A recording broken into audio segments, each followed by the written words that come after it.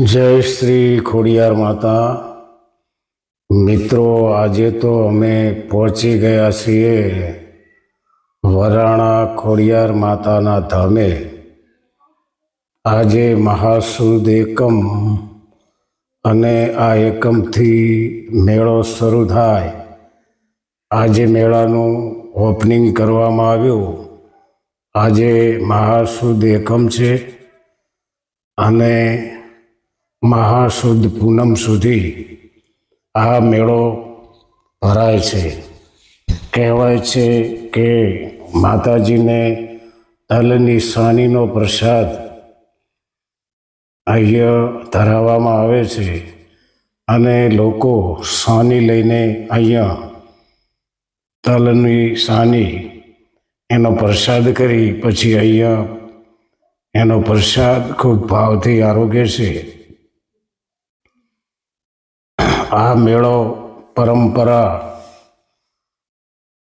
રીતે મેળાની એવી લોકવાયકા છે કે આ મેળો પોતાના ઘેર પુત્રનું પારણું બંધાય પહેલાં પુત્રે અહીંયા સાની કરવા માટે આ વિસ્તારના લોકો, સમગ્ર ઉત્તર ગુજરાતના લોકો અહીંયા આવે છે અને માતા ભગવતી ખોડિયાર માતાજીના આશીર્વાદ મેળવે છે।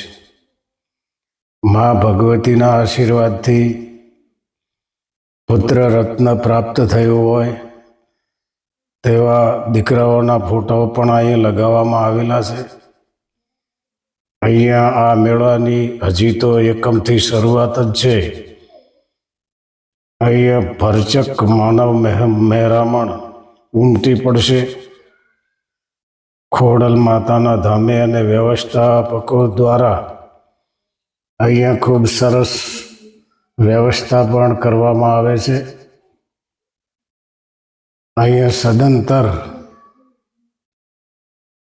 અન્નક્ષેત્ર પણ ચાલે છે। આ અન્નક્ષેત્ર કાયમી ચાલે છે અને અહીંયા ધર્મશાળાની પણ ખૂબ સરસ વ્યવસ્થા છે। આ મા ખોડિયાર માતાના દર્શન કરવા અને નીચે ભોયરામાં પણ માતાજીનું જે ઓરિજિનલ સ્થાનક છે તે નીચે ભોયરામાં આવેલું છે। ત્યાંના પણ હું આપને દર્શન કરાવી રહ્યો છું। તો આ વિડીયોમાં સતત બન્યા રહેજો। માતા ખોડિયાર માતાજીના આશીર્વાદ મળે એના માટે અન્ય 5 લોકોને કે 10 લોકોને આ વિડીયો તમે શેર કરજો।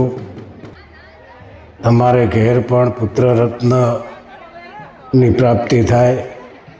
આ ખોડિયાર માતાજીના વેશભૂષા લગાવીને બાળકો અહીંયા ઘૂમી રહ્યા છે, કંઈક ને કંઈક ભેટ પૂજા માગે છે તથા અહીંયા વિવિધ પ્રકારના સ્ટોલો, ઢોલીડાઓ ઢોલ લઈને પણ અહીંયા આવી ગયા છે।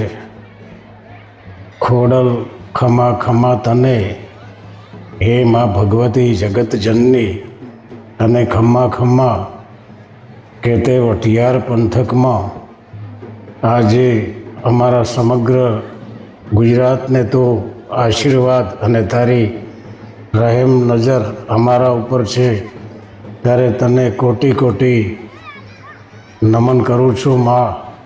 અને મા બધાનું કલ્યાણ કરજે।